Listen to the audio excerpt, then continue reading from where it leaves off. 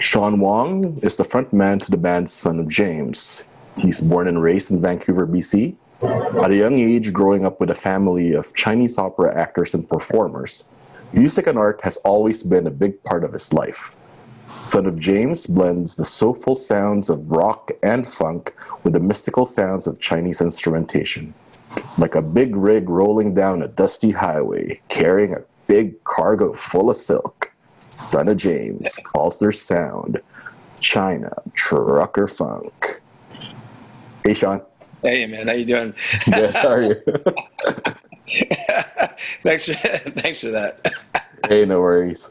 Let's just get that elephant out of the room. Can you explain to the uninitiated what is Chynatruckerfunk? Like you just pretty much said, it's a mix of just like country and soul, rock. We've done with different instruments, and we've, like you've seen our band live. We've got a 9-piece band. We have trumpets, saxophones, guitars, bass, drums, but on top of that, we also include the guzheng, the Chinese harp, and the erhu, the Chinese violin, into our sound to give it, that extra spice from the East. Yeah, that's the thing that I love about the music. Like it kind of it has like movements throughout. Like Living Under the Sea. Like I just watched the video like multiple times. It kind of goes from like kind of jazzy, and then it goes to that Chinese instrumentation. Then it goes to like hard jazz. Like in the end, like I love like how they move with how the song progresses. Yeah. So how have you been? Like well, and that's my favorite part. Yeah, good. I was saying that's what I like about that's what I look for in music. When I like music, I like when it starts somewhere, but then it ends up somewhere else, and that you would never have predicted that song to go. Mm-hmm. Yeah, and well, like how have the band been during this pandemic? Like I saw that you guys did the Battle of the Bands like late last month, like early this month, and you've also written 2 songs. Like, how's that going for you guys? It's been good. Obviously, this year, coming off a killer year in 2019, with the opera and doing the Vancouver Folk Fest, the nights at the Roxy and whatnot. We had a really killer year lined up, and it started with the bang. It started with that Chinese New Year's party at D6, which was a hit. And from that, we were offered a deal from D6 to be a resident band there. So, so that was like right around the end of February, beginning of March. And then, on top of that, we had, Saturday nights booked at the Roxy. So, this was really supposed to be our year. Yeah. And, and this goddamn virus came out of nowhere. Washed all of that. And having said that, when the whole lockdown went down, and for me personally, because, on top of being a musician, I'm also a personal trainer, right? So both my sources of income went, completely down the shitter. You know what I mean?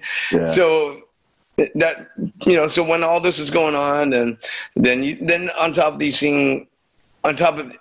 that, then you started seeing all these hate crimes, towards Asian people, Chinese specifically, and then that bottled up with anger and a little sadness for sure, and a lot of alcohol. Yeah, I have a bar for my virtual background. Yeah, totally. If that's not appropriate, I'll change it. So. Yeah. And that's where the song, I Found It All Inside, really came from. I was like, what? I was like, what the fuck is going on here? Like, like I said, watching that elderly old man being pulled out of 7-Eleven, watching that girl get just punched in the face at the bus stop, and as we know, there were multiple scenarios like that, not just here, but like across the states too, right? It was crazy. So having seen all this, and then I started writing. Then the song, I found it all inside, just came to me, and that's when I employed or you got all my band members to get on board with this, and and on top of that, getting the whole community involved in this by holding up the signs. I found it all inside. Nice. And I thought it was very, very powerful, and I thought it was very cool.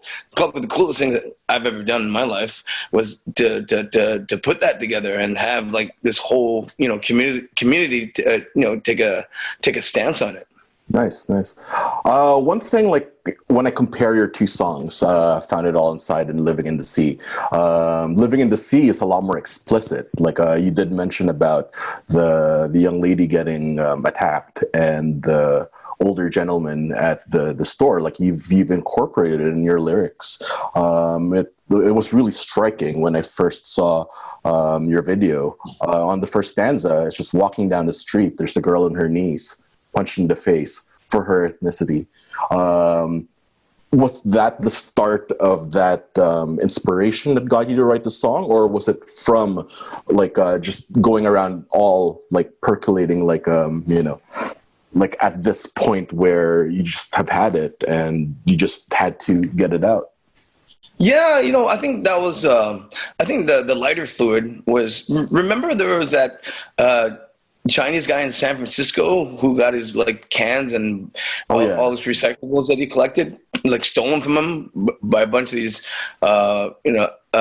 black dudes, and it was just like a crowd just laughing at him while he was crying, stealing his cans, and the old Chinese guy was just crying, and people were just filming him. And in the video you can hear, I hate the Chinese people, or forgot what the words were exactly. It was like, I fucking hate the Chinese or something like that, right? And it was just watching this old man, and I put him in my video. I found it all inside. There's a screenshot of him, of this guy in San Francisco who was he was crying because he's just got his like whole, like all his cans jacked, and no one's helping him, and they're all laughing at him, So that was a lighter fluid. Then seeing that girl get the sucker punch at the bus stop was more the match for me, Yeah, it's kind of sad if you look at the statistics. A lot of the anti-Asian violence in Canada, 89% of it is happening in BC.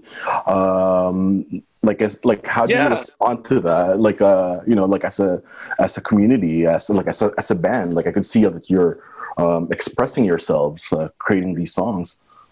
Well, that's the thing too, because I think, for the longest time, I think, Chinese people, Asians pretty much, we're kind of in no man's land because, whether or not my family's been here 2 or 3 generations, on the surface, I just got here off the boat. You know what I mean? Like how, it doesn't matter how many generations we've been here, right from Jump Street, in other people's minds, we don't belong here. And when you look at our sound, Chynatruckerfunk, we don't really have like a musical influence really that's westernized, so to speak, right? A lot of our artists are old, like Chinese opera, that's like perfect example, like probably Bruce Lee. He's been dead how many years, and he's still the number one Asian influence actor. There's nobody's come since Bruce Lee, and he died in 1979. You know what I mean? Think about that, right? And even then, like Quentin Tarantino kind of made fun of him in Once Upon a Time in Hollywood. It's just ridiculous sometimes. Yeah, totally. But I guess, and that's the thing, you know what I mean? I think we, as artists, we need to come out and show ourselves a little bit more, and really, because I don't think people really can connect with us because our art, we don't have. I'm just talking music wise. I haven't heard anything that I say, where I can say that's me. You know what I mean? Like, sure, I like Guns N' Roses and Def Leppard and all these other bands, right? Musically, that's cool, but there's nothing I can really identify with, right? That's I don't identify with rap. My mom's not a crack whore, and whatever else, you know what I mean? I just, I just don't. but I just don't identify with there's nothing that I've heard out there that I can identify with. I can be like, that's me. Mm-hmm. And is that like your inspiration to get like a lot of the Asian Canadian artists in your friend group to, like, I was pretty much part of that, to show up that sign, like I found it all inside, like just to come together in solidarity. Like how did that idea come about, like when you created that music video? Well, I think it came about from just, going on Facebook and, social media and seeing how bummed out people were from this. Obviously, a lot of people lost their jobs. A lot of people were sick. It was sad times. Oh, yeah. You know what I mean? Businesses were closing. People were bummed out, right? So I thought this would be a cool thing just to show everybody that we're strong and we'll get through this. And and thankfully, I put the word out to all my friends, and for the most part, everyone really dug it and showed up, and I'm so appreciative for that, because that's really what made the video, right at the end. Because really, what made the video was there was that one picture of the guy that said "Thanks, Chinks" with this on his face mask, right? Right. And then after that, that's when all the signs came out. And so I thought, to me, that was a powerful moment in that video. Could you also comment on, like, when you created the video, you were receiving anti-Asian sentiments? Like, for sure. Hardcore. It's crazy. You know what I mean? They're not even judging me on my song. It went straight to racism. Like, and then it's not like I'm singing in Chinese either. Yeah. You know what I mean? It's crazy. It's so crazy that people could have so much hate for someone who, who ain't them. And could just skip the whole musical part of what I just did and just saw color. Right. And living under the sea, under the color.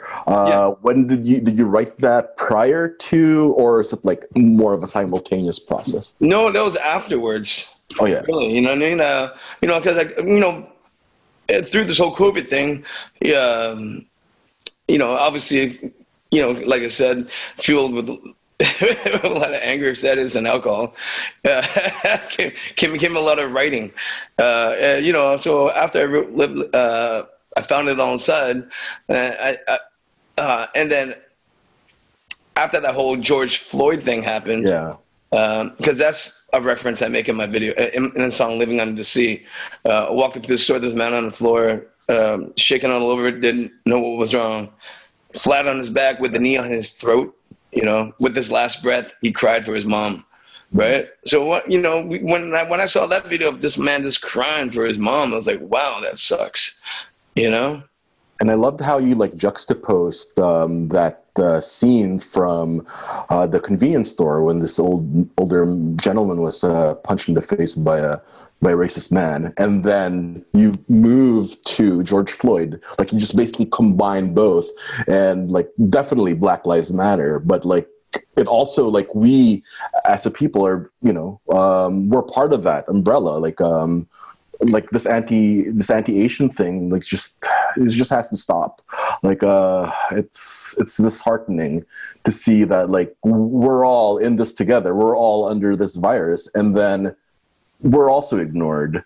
Yeah, you think we want it? You think I woke up one day and I was like, thank God this virus exists.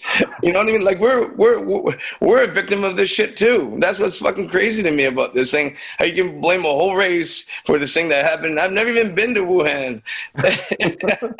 And I'm sure there's a lot of people who've never been to China, period, let alone Wuhan. And like, and now we're like, but we're held responsible for this thing. Yeah, it's so insane, and that's what really baffles me, especially the stat that you just said, that 89% happens in BC. How ignorant and simple-minded this province is. That's insane. You know what I mean?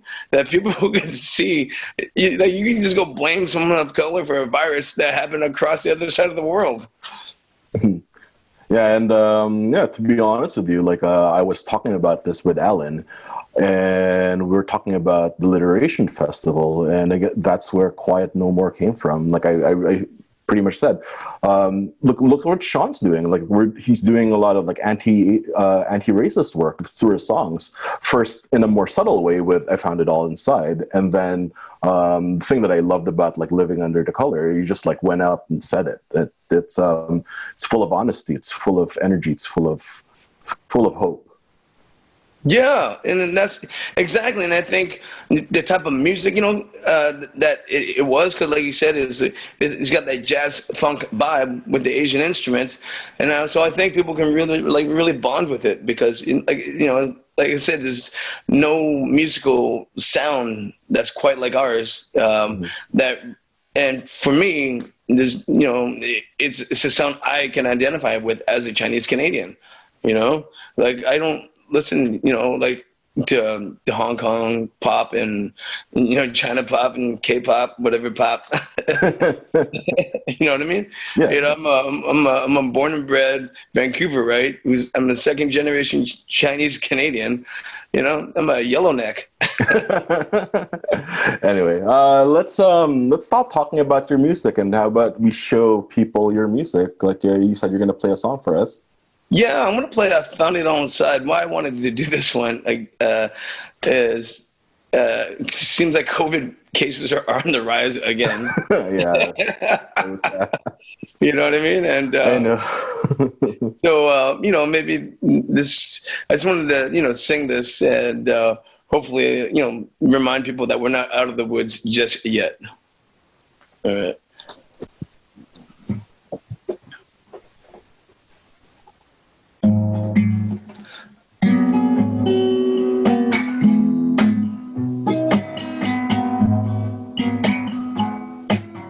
There's a chance we gotta make.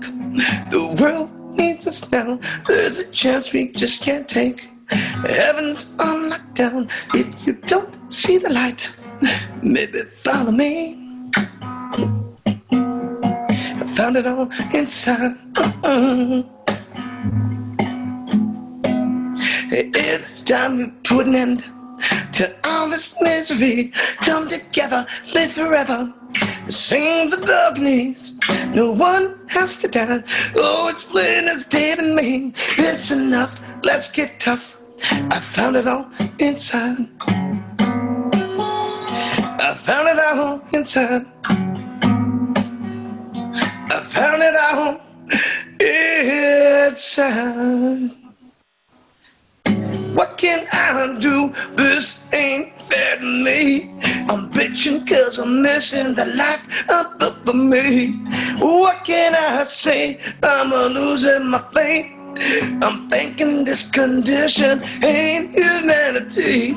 I don't wanna be at home. I was scared to be alone, but I found it all inside. Oh, I found it all inside. Oh, I found it all inside. Oh, I found it all inside. Ooh, I found it all. Found it all. Found it all inside. Oh, I found it all. Found it all. Found it all inside.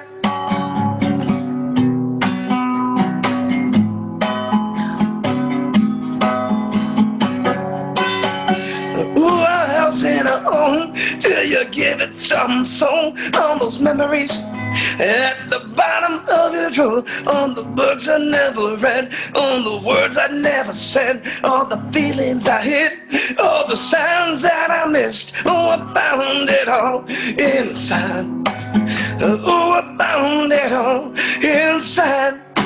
Oh, I found it all inside. Oh, I found it all inside. Ooh, yeah.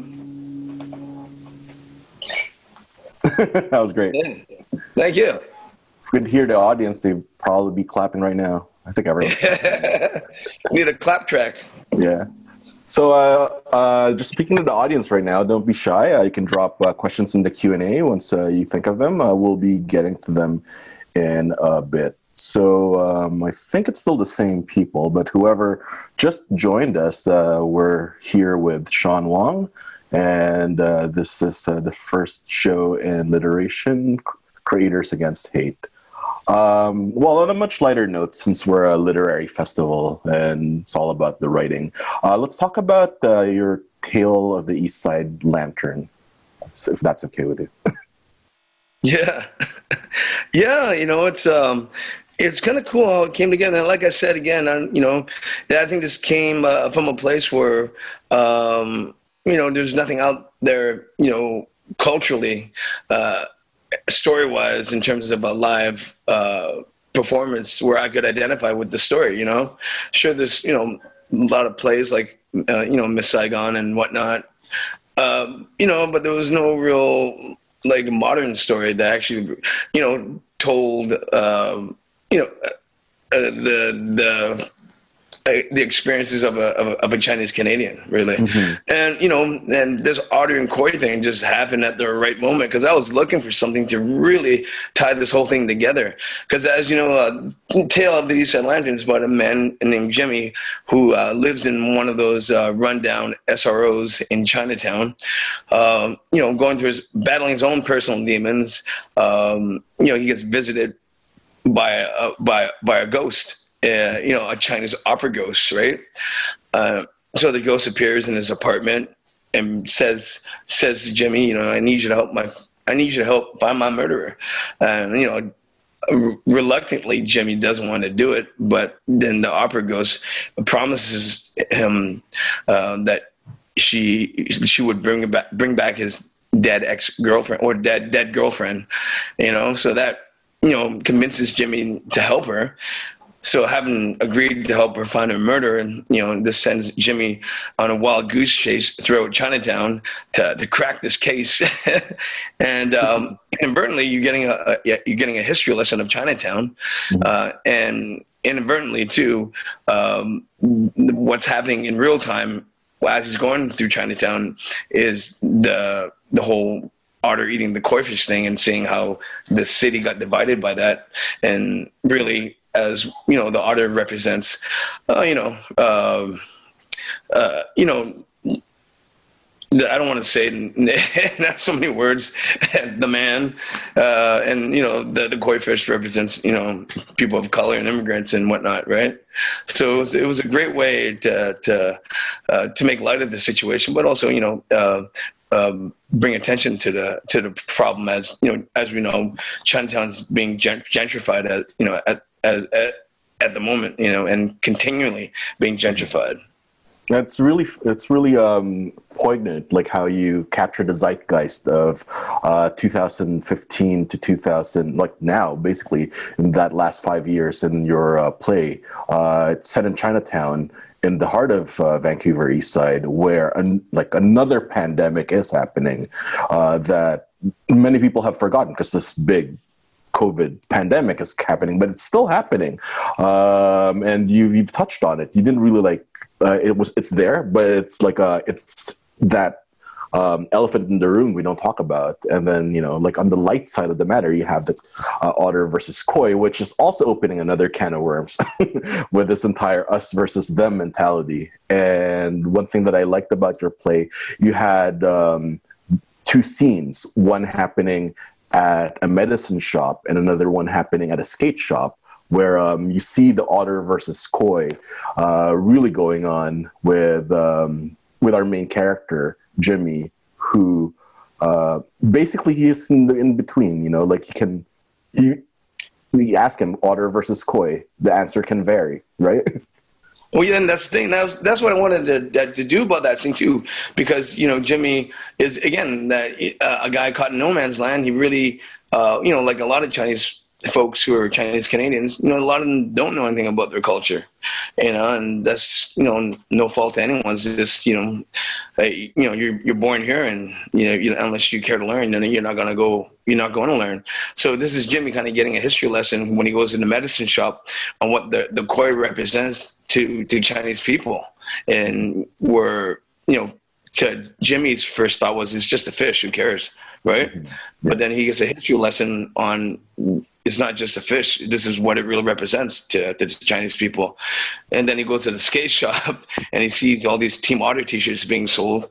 And then he starts parroting what the herbal guy said to him and trying to educate the skate shop owner about the importance of the koi fish and what it symbolizes. And I guess the funny joke about that is where he tells the skate shop owner about how the koi, climbs up the waterfalls and turns into a dragon. And the skate shop owner is like, well, that the koi fish better hope there's no otters in that waterfall.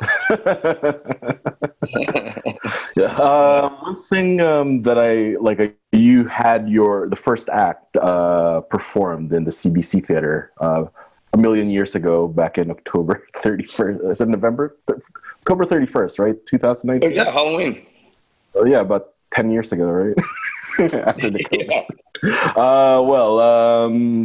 One thing that I really liked in the presentation is how you combined the Chinese opera acts into it.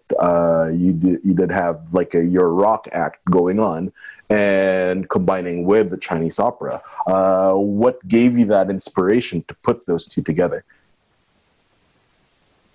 Well, I've always been a fan of Chinese opera, but like in small doses, but when I look at these Chinese opera characters, when I was writing this story, I was like, man, these guys are the perfect ghost, and it's a perfect way to soft sell and educate, give people a taste of what Chinese opera really is.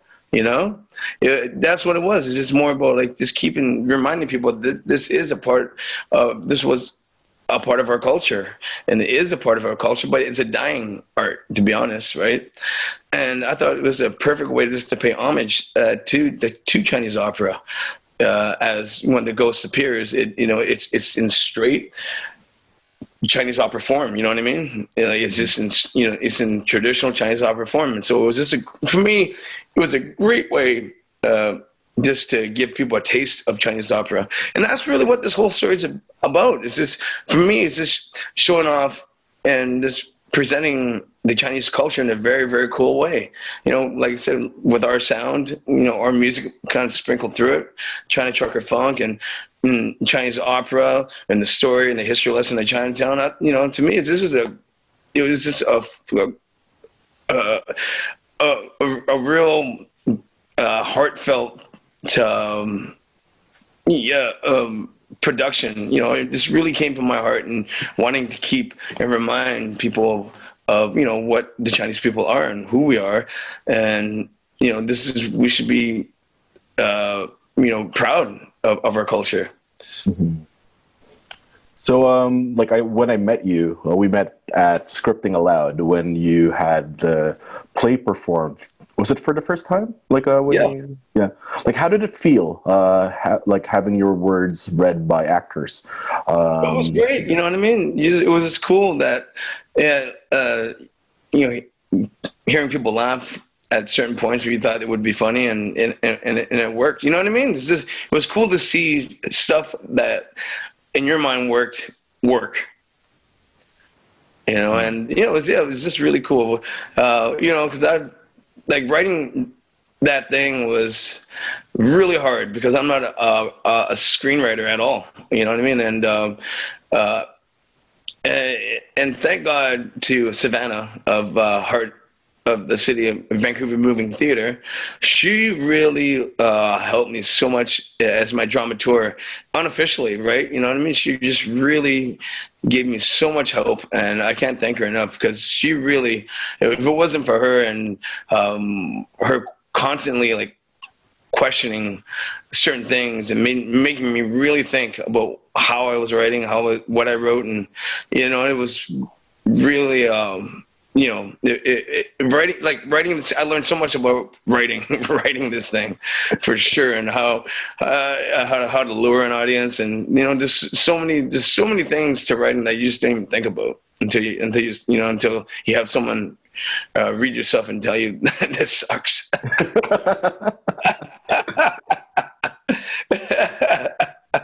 What would your what's that advice to writers who, like I like that humility where you go, oh, this writing sucks, and like how would you like impart that with some of the writers in the audience who are keep writing and don't be afraid. Keep writing, don't be afraid to suck. You know what I mean? Like, man, through coming up with my band, you know what I mean? I think my biggest strength is being able to take criticism really well and not cry. You get a lot of subtle hints and subtle advices from people. You know what I mean? And learn to take criticism. Just take it. You know what I mean? That's the only way you're going to grow. And put your feelings aside, and really learn how to take criticism. That would be my advice to anybody. Don't get butthurt when someone says they don't like your shit. Figure out why. Totally. I remembered when you first presented the piece to. You told me that you presented this piece to Rick Tay, and he basically told you straight up that. Like it's all over the place. And then when he found the second draft, like there's a great improvement. Could you comment on that? Yeah. So, I reached out to Rick to help me write this thing. Someone recommended him. No, not to help me write it. I reached out to him to direct it, right? Before I got to Andy, right? So anyways, he read the script and, it just wasn't for him at the moment. He was just busy, but I don't blame him. The writing sucked. It was what was that word? There's a word for it, but my writing was too on the nose. You know what I mean? Too much exposition, you said. Yeah, it's too expository. That's exactly what it was. It's too expository, right? So I haven't. Gotten this criticism, feedback. I'm gonna call it criticism. He gave me a lot of good feedback. Mm-hmm. He was a big help to me too. He could have said, "Just beat it, leave me alone," right? But he didn't. He actually took the time and gave me some really good feedback. But yeah, the one main thing, my writing was too expository. So having said that, that's when I got Savannah's help, and we rewrote it. Yeah. And then I sent it to him again, just to ask him, could you just check this out and tell me what you think? This is my, I think I've improved it a lot. And he agreed. He was like, it went from, the whole story did a 180 in his mind. And that was really good to hear. That's pretty cool. Cause, and then after, and it wasn't until after I got Andy, Rick's kind of okay on it. That's when I reached out to Andy, because I knew with anybody else now, I only got one shot really, so I didn't want to fuck that one up either. Mm-hmm. And so I made sure this time that it was everything was on point, the writing was good, and like I said, learn to take criticism well and figure it out, and if you really love what you're doing, you'll figure it out.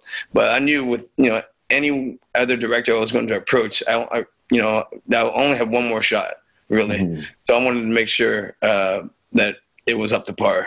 And, it worked. Andy liked it, and the writing was there. And obviously it wasn't perfect, but it wasn't the last script, that's for sure. So, let's fast forward to the performance in October 31st. How did you feel seeing it all come together, the first act, with the actors reading and the performers performing? It was cool, you know what I mean? It was just really cool. Obviously, it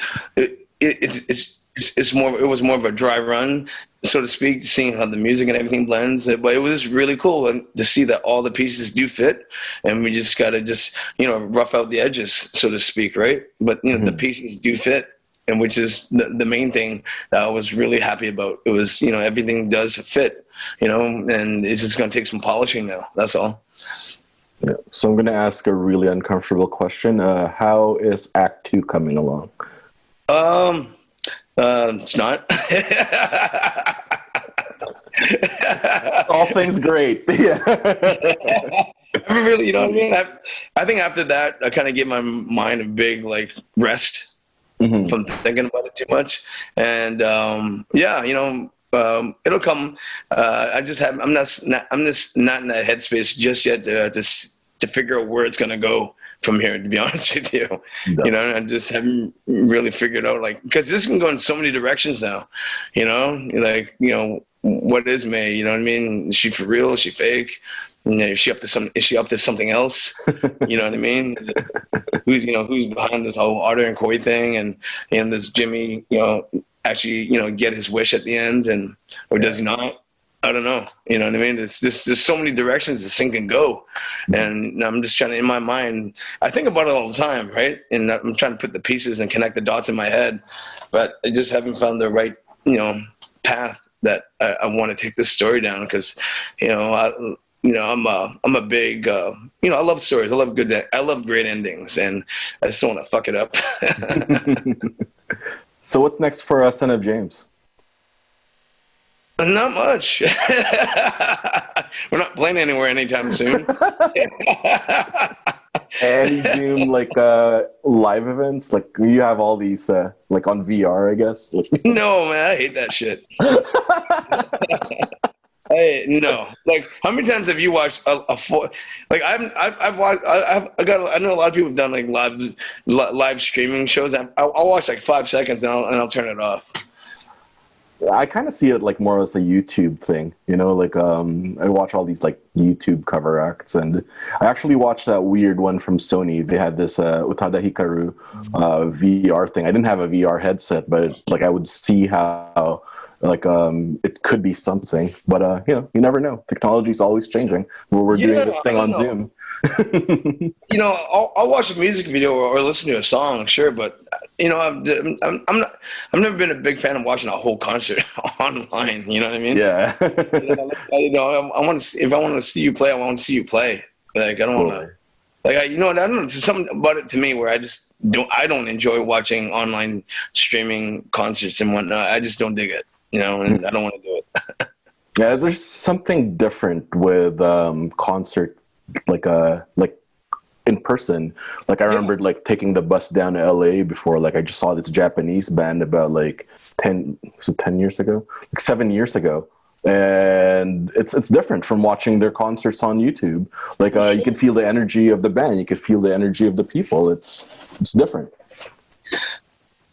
And that's what I miss the most. I really do miss performing and putting on a show. And, you know, like, you know, past, you know, 3 years of, well, maybe 4 years of my life, you know, every year, you know, there was a show that I was gearing up to do, you know, so rehearsals and this and that, and setting up for it, promoting it. And yeah, you know, I really just miss, performing, but not even that performing part, but like of creating the events, you know what I mean, and getting people to the show, and, you know, seeing it all like come together, and, you know, and that was the main thing at D6, you know, too, because what we were going to do at D6, and it was so fucking cool, and I can't believe we're never going to be able to do this, and we had everybody signed off on it, you know, right to the head of Park Casino, and everybody signed off on it. It was a go. I was going to call it Chinatown Nights,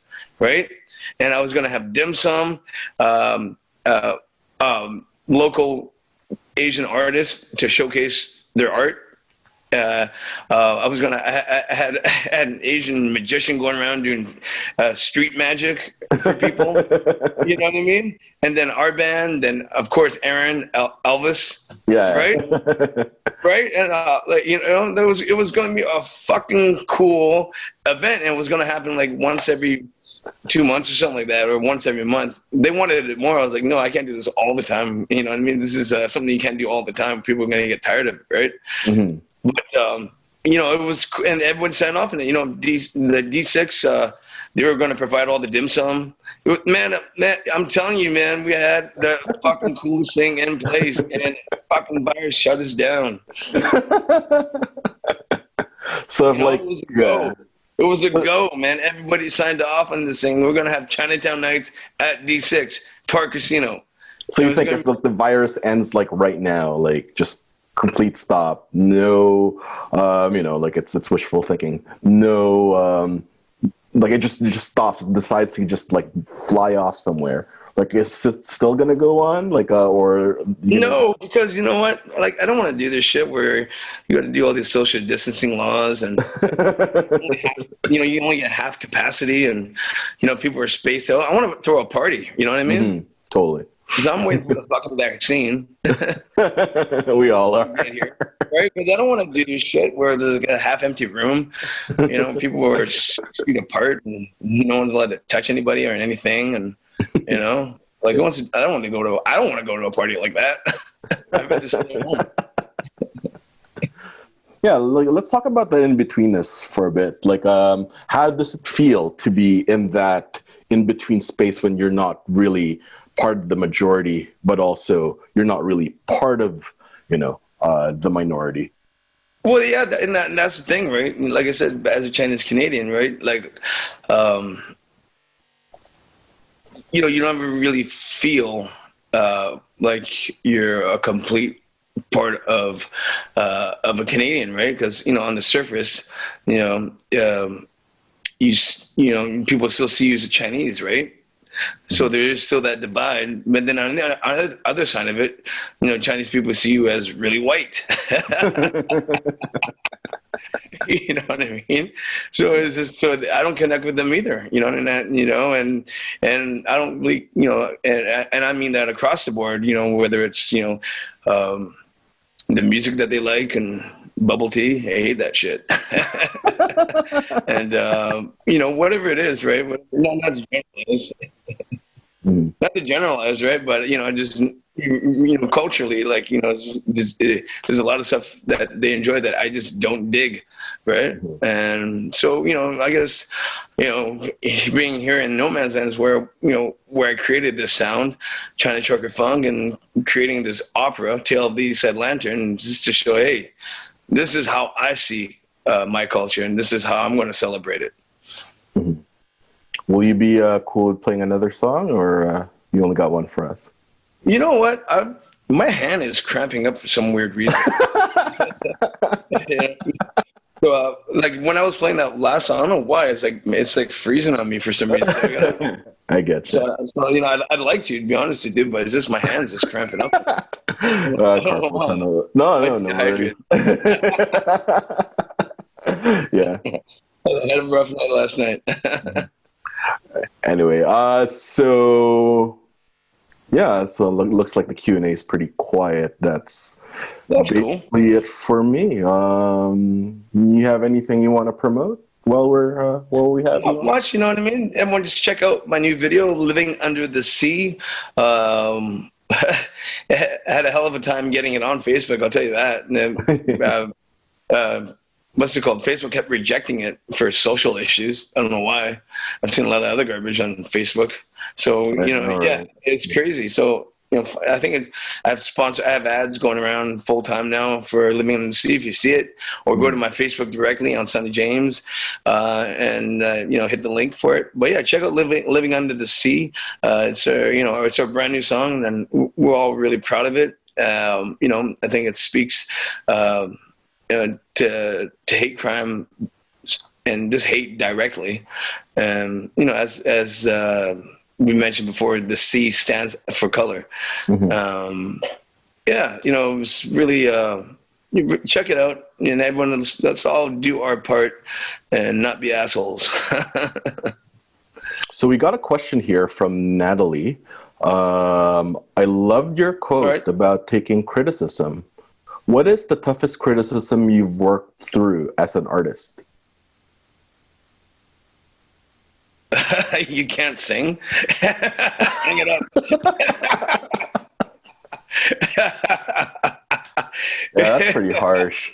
Yeah, like I remember one of my first concerts, a friend of mine comes up to me, you know what? I know this great singing coach. If you ever interested in, getting better or something like that. But yeah, I've had, for singing isn't my thing, and it was never my thing. It's something I had to learn how to do. And through that, there's a lot of things I had to learn to do that I never did before. And one of them was enunciating my words, which is which was a big thing for me and something I had to practice and work on So, taking, singing. I did take singing lessons from a private teacher, and there's a lot to it. I never thought of, like, in terms of the breathing and what part of your chest or head you use for for the sound and whatnot.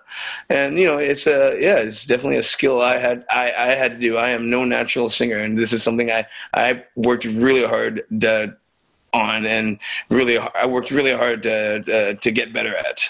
On top of my shitty writing.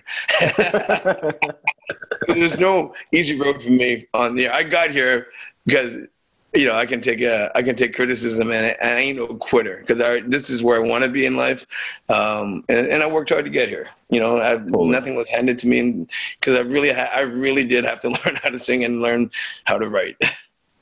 Yeah, and you've played in the folk festival. Like, how's that like? Like, how did it feel? Like, oh man, it was so cool, man. It was just because they really make you feel like a rock star, with passes and backstage. They cart you around. They cart you around wherever you want to go, and it was really cool, because you really felt like they really do a good job of making you feel like a rock star.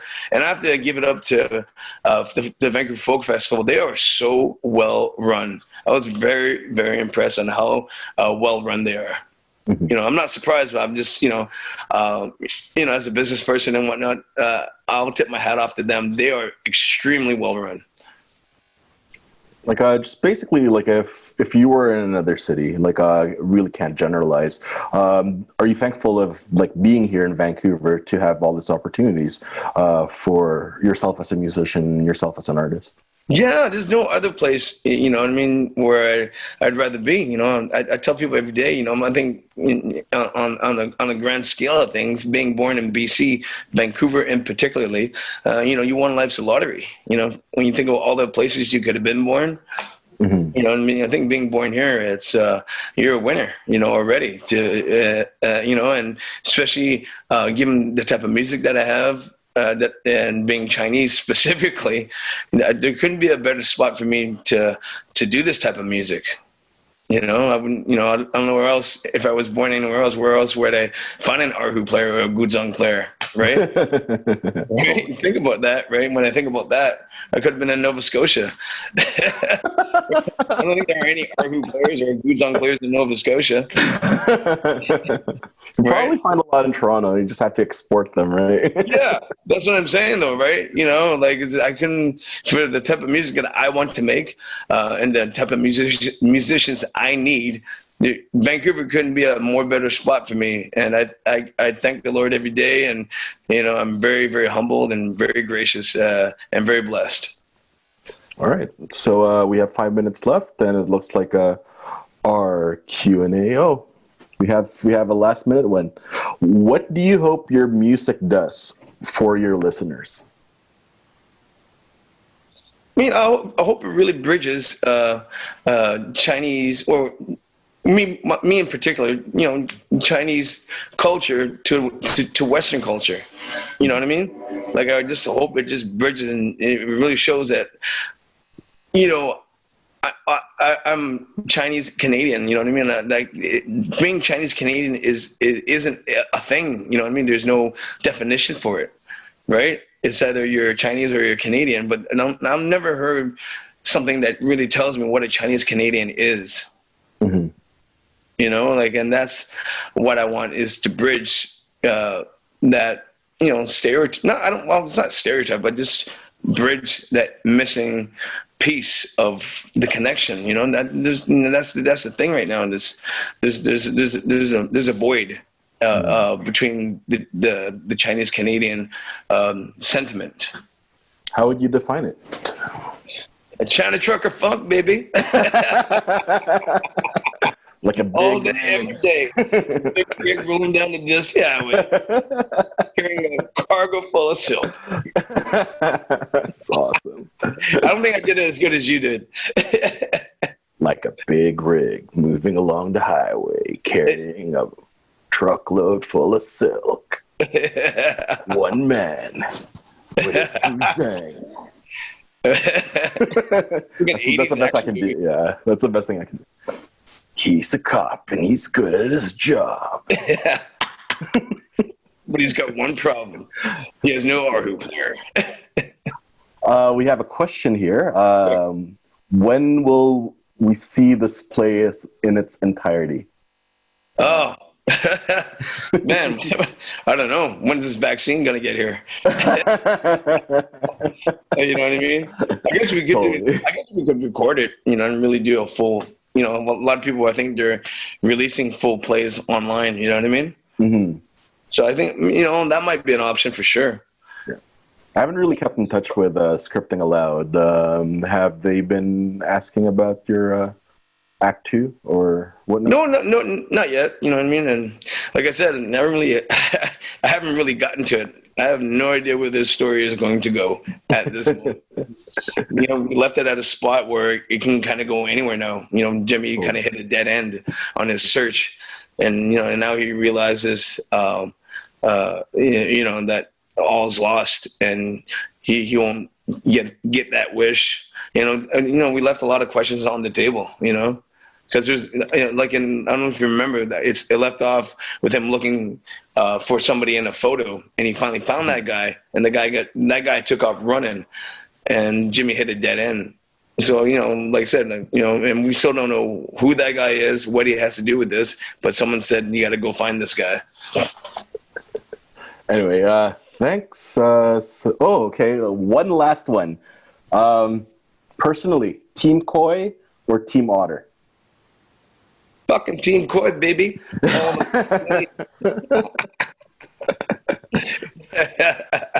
Like a trope in a Yakuza film. The ones with the koi tattoos, they're the ones who they're the biggest rival, because they're the ones going to be a dragon in the end. While everybody else is getting a dragon tattoo, they have a koi. They're always in need of learning. I'd get a koi tattoo. I'm a forever contender. I'm cool with that. You join a gang? I'm good. I'm too short for muscle, so. Yeah, join a gang, get a man bag. Well, thanks, Shon, for joining us.